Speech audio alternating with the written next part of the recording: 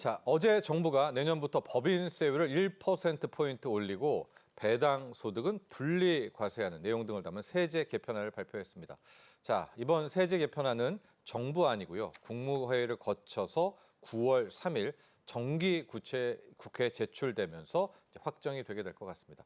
오늘 이 시간에는요. 2025 정부가 발표한 세제 개편안 내용 자세하게 짚어보겠습니다. 김우철 서울시립대 세무학과 교수 함께합니다. 안녕하십니까? 네, 안녕하세요. 자, 어제였습니다. 어제 오후에 2025 세제 개편안이 발표가 되어 있는데 핵심 키워드 한 단어로 말하면 일단 증세라고 표현이 되고 있습니다. 당국에서는 고소득층과 기업을 대상으로 세금을 더 넣는 것을 골자로 하고 있다라고 이야기를 하고 있습니다. 내용이 많은데 오늘 첫 번째로는 전반적인 방향성 그리고 추진 과제 등에서 한번 정리를 하고 하나하나 디테일로 들어가 볼까요? 네. 그러니까 새 정부의 첫 번째 세법 개정안이라 그동안 관심이 많이 모아져 있었는데요. 어제 발표가 됐고 뚜껑을 열어본 결과 어느 정도 예측은 되었지만 세입 확충에 개정안의 방점이 정확하게 찍혀 있고 대략 순계 기준으로 매년 이제 8조 원, 8조 1천억 원 정도의 세수 증대 효과를 거두는 걸로 돼 있고요. 5년이면 이제 35조 원에 그러겠네요. 해당한다. 그래서 중급 정도의 이제 증세안이다 이렇게 말할 수 있습니다. 한 가지 좀 아쉬운 건 이런 세입 확충이 이상적이려면 기존의 세제 구조를 개선하는 방향으로, 즉 부족한 문제들을 합리화하는 방향으로 제도가 개편이 되면 바람직한데 이번에는 조금 그 점에서는 좀 미흡한 게 몇 개 발견되고 있고요. 네. 또 계층 대상도 세수를 확대하는 그 대상도 여러 계층에서 골고루 분담하는 게 가장 최적인데 증권거래세 부분을 제외하면 대부분 기업에 집중됐다는 그런 또 아쉬움이 있습니다. 네. 그리고 지금 나온 세법 개편 방향이 유지 가능성을 충족시키려면 일관되게 이제 끌고 갈 수 있어야 되는데 과연 이번에 나온 안들이 앞으로 계속 더 연속적으로 내년에도요. 계속 유지할 수 있는 그런 방향인가에 대해서는 또 의문이 있어서 다소 세금을 더 걷는 쪽에만 이제 치중한 일회성 증세 아니냐. 또 이런 평가도 내릴 수 있을 것 같습니다. 알겠습니다. 세수 확충에 초점을 맞췄고 강도로 봤을 때는 강, 중, 약 중에서는 중강도 정도, 그렇죠? 중급 정도의 증세 방안이었다 이야기를 해주셨습니다. 자, 근데 교수님, 우리가 이제 세금을 더 걷게 되는 그런 식으로 세제 개편이 됐다는 건 세수가 부족했기 때문에 또 이런 방향을 잡힌 것 아니겠습니까? 지금 우리 어떻습니까? 우리의 세수 형황이 얼마만큼 부족한 상황인가요? 네, 정부로서는 이제 어려운 선택을 한 거죠. 네. 전 정부가 아무래도 감세에 좀 더 강조를 했다면 새 정부 출범과 동시에 세부담을 늘리는 쪽의 세법 개정은 아무래도 정치적으로 부담되지 않겠습니까? 근데 이제 재정 여건이 그만큼 이제 위급하다 이렇게 말씀드릴 수 있는데 아시겠지만 코로나 이후에 2020년부터 2025년 현재까지 6년 동안 재정 적자가 100조 원을 오르고 내리고 있습니다. 예. 평균 102조 원 정도 되는데요, 매년.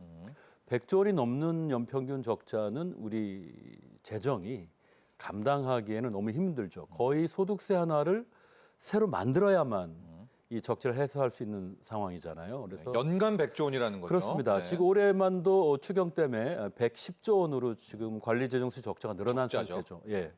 그래서 이런 적자를 6년 동안 지금 쌓아왔고 계속해서 이거를 더 증대시킬 수는 없는 거 아니겠습니까? 그래서 지출 구조 조정도 한편 해야 되고 다른 한편으로는 이제 세액을 확충해야 되는데 결국 정부로서는 이제 필요한 선택을 했다.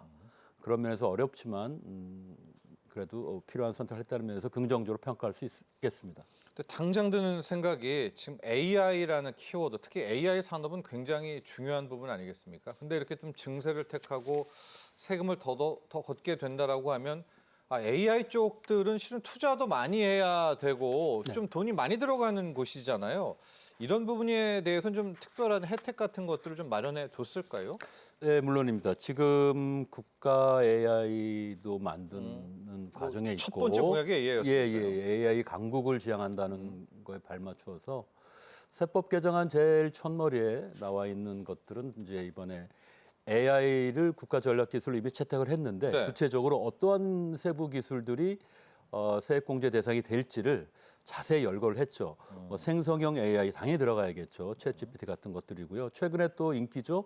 AI 에이전트들 이런 기술도 다 인정을 해주고 또 고도의 이제 추론 기술을 더 개발시키는 그런 것들도 다 세액공제 대상으로 넣습니다. 뿐만 아니라 이제 사업화 시설도 중요한데 거대한 클라우드를 또 우리가 데이터 센터에 많이 이제 끝나고 했잖아요. 이제 AI 포함을 데이터 시켜야 센터. 되는데 네. 그런 것들을 다 이제 설비 투자에 높은 세액 공제를 적용시켜주는 방향으로 가고요. 대기업인 경우에도 거의 한 40% 가까이 높은 세율을 주고 중소기업이면은 이제 50%까지도 세액 공제를 높이는데 이게 기존의 통합 그 투자 세액 공제보다 아주 높은 세액 공제율을 적용시켜주는 겁니다. 그런 면에서 비록 다른 부분에서 기업의 세부담을 올리고는 있지만 AI 분야에 대해서만큼은 이제 지원을 아끼지 않겠다. 적어도 그런 메시지는 담고 있다고 볼 수 있겠습니다. 자, 또 하나가 뭐 요즘에 K-팝 데몬 헌터스, 캐데헌이라고 해서 전 세계를 뭐 우리나라에 관련한 이제 K 콘텐츠가 주목을 끌고 있거든요. 네. 그래서 실제로 이제 현재 정부 같은 경우 웹툰이라든가 이 K 콘텐츠 등에 대한 강점을 되게 많이 찍었습니다. 이쪽은 어떻습니까? 세제 지원이 좀 있나요? 예, 뭐 AI 지금 못지않게? 뭐 K-팝부터 시작해서 K 웹툰까지 웹툰이요. 이제 전 세계적으로 관심을 끌고 있는 상황이고요. 이런 콘텐츠 산업이 국가 브랜드 이미지를 올릴 뿐만 아니라 실제 사업화를 통해서 수익 창출이 되고 또 일부는 이제 수출까지 하는 아주 부가가치형 사업이 될 수 있거든요. 그래서 그동안 이제 콘텐츠에 대해서도 콘텐츠는 이게 대단히 설비를 필요로 하는 것도 아니고 또 석박사급의 R&D 인력이 들어가는 것도 아니라서 그동안 기존의 세제로는 이제 지원이 어려웠는데 이런 콘텐츠의 제작 비용을 이제 세액공제 대상에 넣어주고 있고요. 이번에 이제 웹툰까지도 그 콘텐츠 세액공제 대상에 넣은 겁니다. 그래서 제작 비용의 일부를 이제 세액공제 받을 수 있는 그런 상황이 돼서 이것도 시의적절한 선택이라고 생각합니다. 그 동안에는 주로 영상 쪽, 영화 쪽, 드라마 쪽에 치우쳤는데 이번에 웹툰도 네. 포함해서 제작 비용의 일부를 세액공제 대상으로 삼은 것이죠. 네, 좋습니다. 자, 그리고 이번에 2025 세제 개편안에 가장 많이 언급이 되고 있는 이제 두 축을 들어가 보도록 할 텐데 하나가 법인세 인상이 있고 또 다른 쪽 하나가 주식 투자와 관련된 부분입니다. 배당소득 분리과세도 있고요. 거래세 인상도 있고 그리고 지금 이제 굉장히 말이 많은 대주주, 양도세부가 대주주의 기준 강화입니다. 일단 법인세 내용을 먼저 정리를 해보고 그다음 주식과 관련했던 이번에 이 세금 이제 세제 개편을 보도록 할 텐데 법인세율이 전 구간에서 1%포인트 인상이 됐다. 자, 이제 세수 부족과 여러 가지 이야기가 나오고 있거든요. 근데 여기에 대한 내용 좀 전해 주시고 또 어떻게 평가하시는지 궁금합니다. 아무래도 이번 세법 개정안의 가장 상징적인 항목이 되지 않을까 그렇네요. 싶은데요. 네. 일단 민주당 정부가 들어섰고 또 전 정부가 법인세 낮춘 것이 그동안 세수 감소의 주된 원인 중에 하나라고 지적을 했기 때문에 법인세율을 다시 올릴 수도 있겠다는 이제 가능성은 많이 점쳐졌었죠. 근데 실제 법인세를 올리기에는 지금 여건이 안 좋기 때문에 경기가 들어가 계속되고 있고 지금 통상 마찰이 이번에 최근 정리는 됐습니다만 결국 높은 관세율을 부담해야 되는 과제도 남아 있지 않습니까? 그래서 법인세를 실제 올릴까는 주목 대상이었는데 실제로 이제 올렸는데 사실 1% 포인트를 올린 것이기 때문에 네. 정량적인 면에서 볼 때, 수치적인 측면에서 볼 때는 이게 엄청난 거시경제적으로 엄청난 부정적 효과를 주고 기업에게 엄청난 과중한 부담을 줄 거라 말하기는 어렵습니다. 그렇지만 정성적인 측면에서, 질적인 측면에서는 정책의 방향타가 기업의 세부담을 늘려주는 게 아니라 이제 올리는 쪽으로 갔다는 게 무게감이 실리는 거죠. 네. 1%포인트를 낮춘 지 3년도 안 돼서 다시 세율을 올린 것은 그것도 정부 출범과 동시에 올렸기 때문에 이번 정부는 세금이 부족하면 법인세를 얼마든지 올릴 수 있는 정부가 되는 것이고 특히 이제 기업에게서 이제 세금을 조달하는 정부라는 이미지를 주기 때문에 그것도 또 상당히 부정적이고요. 또 법인세제는 가장 중요한 게 최근에는 투자 단위가 커지면서 대규모 투자를 하는데 10년, 20년 후를 예측해야만 하는 상황이잖아요. 그런데 법인세율은 정권이 교체될 때마다 오르든 내리든 너무 바뀐다면? 불안정해지고 있고 그래서 10년, 15년 후에 법인세율이 어떤 상황으로 갈지 전혀 예측할 수 없게 만들면서 정책의 안정성 측면에서는 좀 아쉬움을 많이 줬다 이렇게 보고 있습니다. 자, 네, 알겠습니다. 그 다음이 이제 주식 관련한 세 가지의 세제 개편을 보도록 할 텐데 첫 번째가 관심이 굉장히 컸습니다. 배당소득 분리 과세거든요. 기존에 이제 배당소득이 받은 것이 종소세에 포함이 되었기 때문에 이제 따로 떼어놓고 우리가 배당소득만 세금을 매기자. 이 부분의 내용도 좀 보도록 할 텐데 여기서 좀 아쉬웠던 부분은 이 최고 세율 부분이 너무나 또 높다, 낮다 얘기들이 많이 나옵니다. 전반적으로 내용 설명과 함께 이번에 배당소득 분리과세 그래도 도입이라는 데서는 좀 의미도 찾아볼 수 있겠다 이런 좋은 평가도 나오는데요.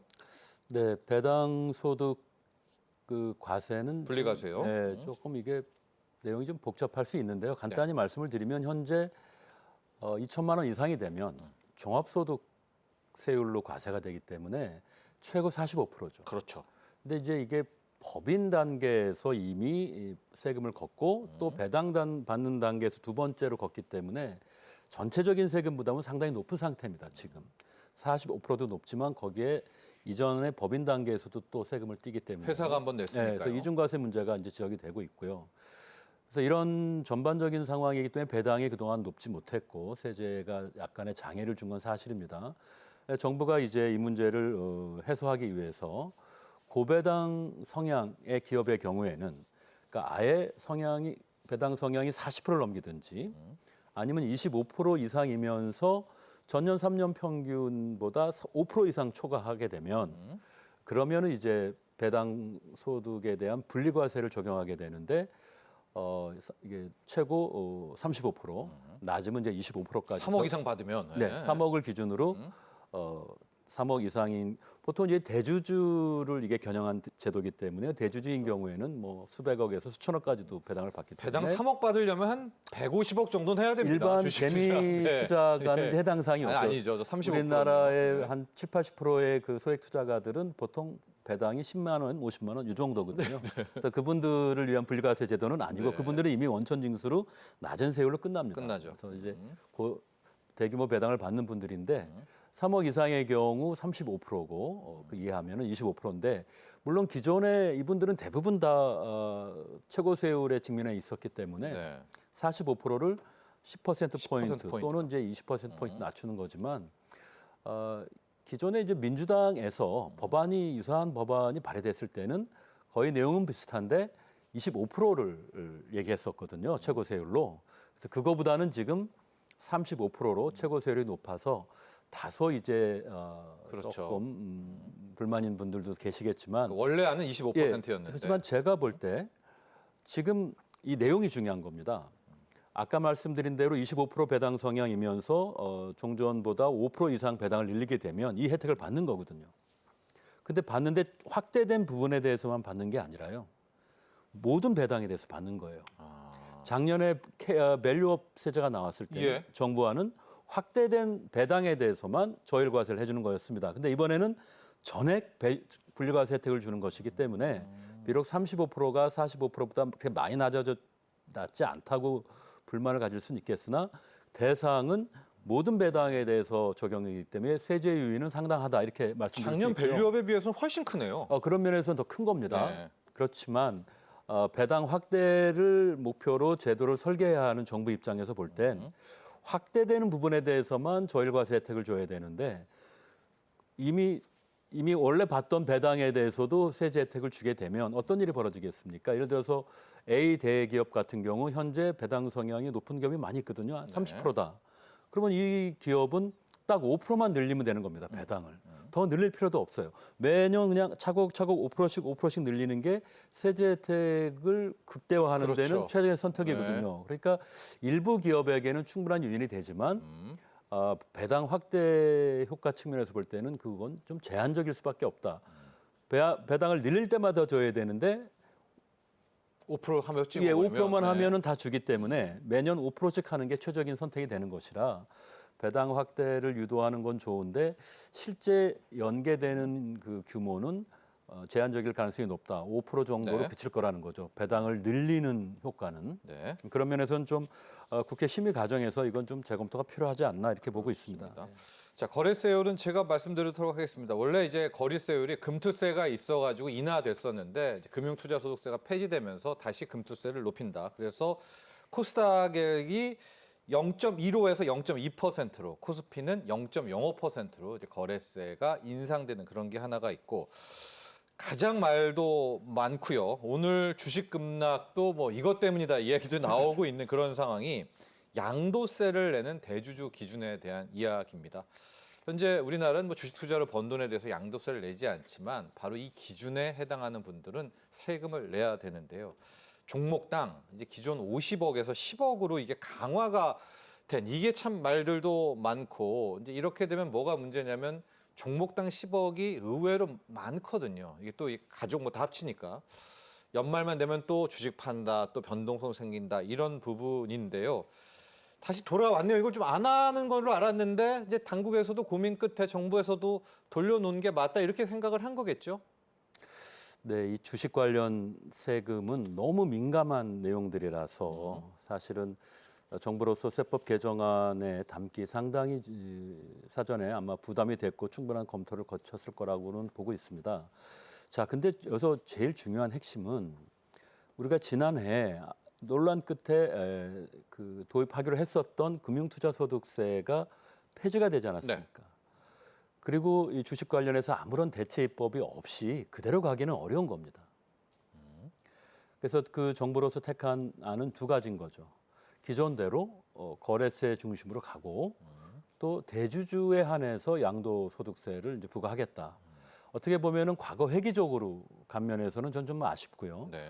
원래 주식 투자와 관련한 소득에 대한 과세는 보편적이면서도 소득 기반 과세가 되는 게 바람직하거든요. 근데 거래 기반으로 거래세 위주로 가는 것은 그 자체로 바람직스럽지가 않고요.